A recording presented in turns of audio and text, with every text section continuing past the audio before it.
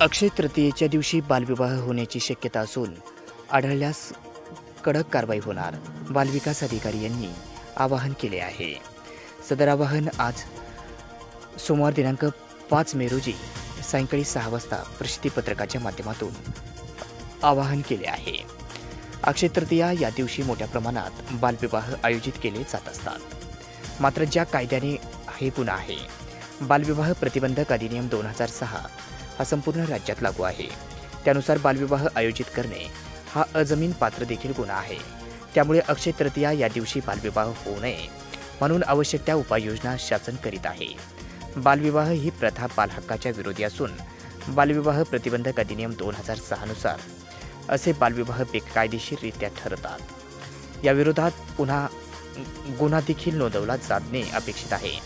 तसेच सदर कायद्याच्या अंमलबजावणी संदर्भात महिला व बालविकास प्रकल्प अधिकारी यांना बालविवाह प्रतिबंधक अधिकारी म्हणून नियुक्त करण्यात आलेले आहे.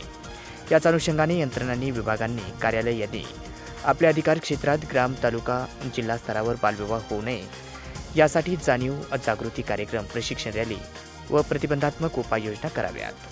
बालविवाहाचे आयोजन करणारे वधूवर यांचे आई वडील, नातेवाईक, भटजी यांना देखील यांच्यावर कारवाई होणार आहे, असे आवाहन बालविकास अधिकारी यांच्या वतीने करण्यात आले आहे.